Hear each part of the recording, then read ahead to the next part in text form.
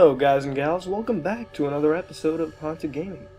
This time we do a Bastion creepypasta called New Game Minus. Now before I begin, I'm just gonna do this word for word. I like to switch it up, and this isn't a terribly long creepypasta. Also, when you see sections of the creepypasta on the screen, that's when the narrator in Bastion is talking. If you don't know about Bastion, it's a game where the narrator is dynamic and they narrate the game as you play. So let's begin.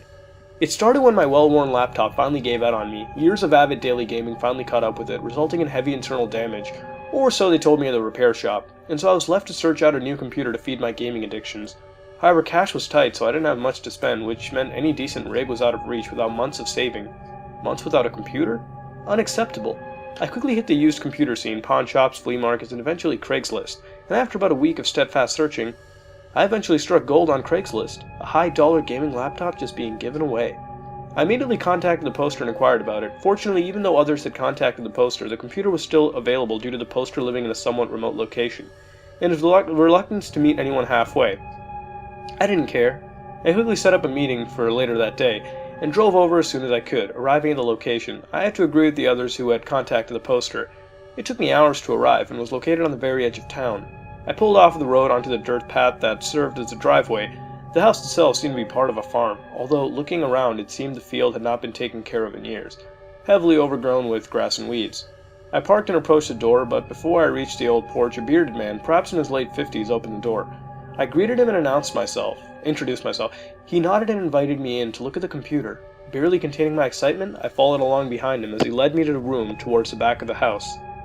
Opening the door, I was shocked. Posters, strategy guides, game cases, just littering the room. Despite several moving boxes already quite full, in fact the only space not involved with packing or clutter was the modest desk, which held the sleekest computer I'd ever seen. It was clearly worth thousands of dollars, and as I looked it over, I asked the man why he'd give such an expensive machine away for free. He looked at me sadly and glanced around the room. "It used to belong to my son," he said quietly. "His friends already claimed most of his other things, but insisted I keep this. I don't have any need for it and can't bring myself to accept money for it. It's better if there's nothing left to remind me." He went quiet then, and I knew I'd get no more answers. I accepted the computer and he helped me load everything into my car. It was late at night when I arrived home, nearly 1 in the morning, but I was too excited to wait. The old man's claims that it belonged to his sons were upsetting, but I had been without gaming too long to care. I spent 10 minutes hooking everything up and turned it on. It booted up using Windows 7 OS, skipped the login screen, the desktop appeared, the background an HD image of a couple sitting below the night sky. As I glanced around the desktop for icons, a Steam window appeared, notifying me, connecting Steam account Mementoa. I assumed this was the son's account and allowed it to load. I had my account, of course, but I wanted to see what this fellow gamer had loaded onto his account. After a few seconds, Steam finished and revealed an amazingly small library of games. In fact, only one game was even installed, Bastion. I was admittedly confused and checked the installed programs, but it was true, only Bastion was installed. Not that I minded, I didn't expect to get free games along with the computer, but Bastion was one I loved, so I settled in for a bit to play. It loaded up normally, displaying the options of Continue, New Game, and New Game Plus, etc. I attempted to click Continue, but after a couple seconds of loading, an error appeared stating, "Cannot load game, save file may have been deleted or corrupted." So I shrugged and started a New Game Plus. The game started, but instead of Rux saying, "I'll see you in the next one," there was a quiet sobbing sound. When Rux began his standard narration, he sounded very tired, and his script seemed subtly altered. Proper story's supposed to start at the beginning. Ain't so simple with this one. Here's a kid whose whole world got all twisted, leaving him stranded alone, but I'm getting ahead of myself. I began playing, walking down the path that rose before me. Find his lifelong friend just lying in the road, waiting for him, like always. Where the hammer should have been, a girl with long blonde hair stood, smiling. I had never seen that character model in the game before, and it seemed to me to be far more beautiful than anything else in the game.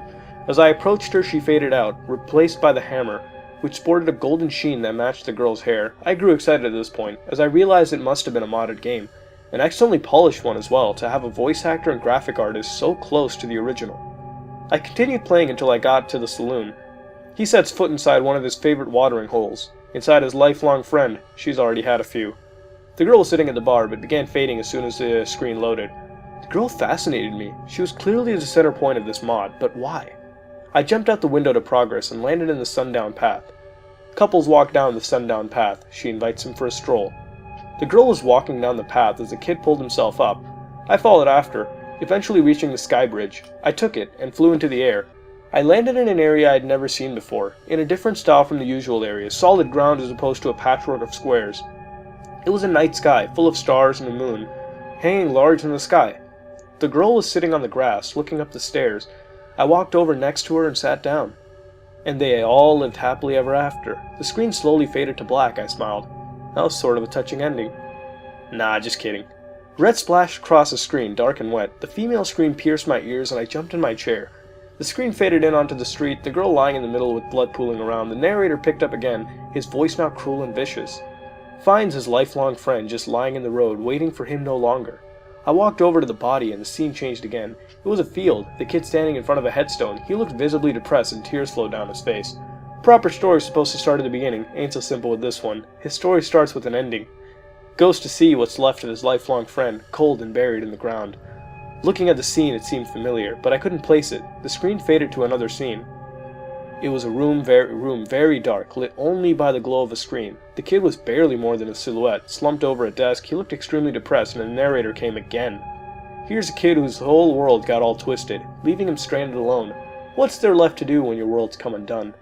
An option selection screen, similar in style to the regular ending selection screen, appeared, with the options continue on and surrender. I selected continue. The screen changed and I was in a bastion at night. All buildings unlocked. I began to visit them, one by one. The distillery. Tries to drink away the pain, but he can't drown his soul in spirits. Not this time. Mori Midoriya acquired. The shrine. Curses the gods for their cruelty. They don't respond. Silver Cross acquired. The memorial. Memories just make it hurt. Hurts worse to forget though. Memory locket acquired. The lost and found. Her stuff's already been given away. He snags what he can. Hidden diary acquired. The forge. Tinkering about with toys that distract him. Not for long. Dream computer acquired. The arsenal. He lashes out of the world for a spell. Can't fight what's in your own mind though. Straight razor acquired. After visiting them all, I went to the sky bridge, only to find the bedroom again. Oddly familiar again. The option flashed up. Continue. Kid can't keep holding on like this forever. Continue. Can't keep fighting. Continue. It was getting harder to select now, as if some part of me couldn't keep going. Just let him go.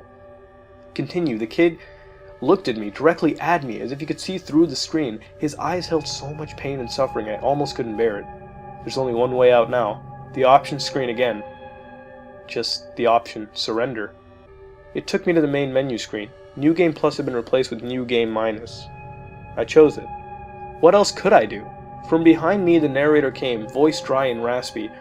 Proper story's supposed to start at the beginning. Ain't so simple with this one. The story starts with an ending. I looked at the kid. He was resting on the stone bed, blood soaking it in the floor. His wrists slashed open.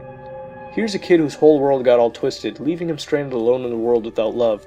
Lost the only one that mattered to him. What else was there to do? The girl appeared at his bedside, frowning sadly. She began fading out as flames began appearing at the sides of his screen. The voice was a whisper now, right into my ear. He died to join her. But now he'll never see her again. I turned around quickly to look behind me, but only the darkness of my room was there, and nothing more. I turned back to the monitor. Bastion has closed itself, as well as Steam. I reopened Steam, but it only opened a blank login screen, as if I had just installed it. I looked in the file directories just to make sure, but nothing was there. It was only after this that I noticed the desktop image had changed. Now a bright light shone in the sky like aurora, and a sinister-looking shadow was cast on a far hill, as if terror was silhouetted by fire. The spot where the couple had sat before was bare, save for a bloodstain on the grass. I quickly shut down the computer and turned on my lamp before crawling into bed. I didn't sleep that night. It wasn't until much later I remembered where I saw that field in that bedroom. The field near that house, where she now rests in peace, his bedroom, where he bled from, slit wrists to see her again. Both taken that cruel, unfeeling narrator out of our lives and deaths. I still hear him sometimes, if I'm awake on the computer late at night, just behind me, just louder than the soft whir of the cooling fans. I'll see you in the next one. Now, for the first Bastion creepypasta we've done, it's pretty decent. I mean, it does have cliches, but they're not so experience-breaking that we have to go and complain about them. Some elements do appear to be derived from Ben Majora's Mask, obviously with the old man giving, a close relative's possession away to take away the emotional baggage. Which, I believe wasn't just tacked on in this creepypasta just to, appeal more, but it was actually included, pretty well. It didn't feel artificial.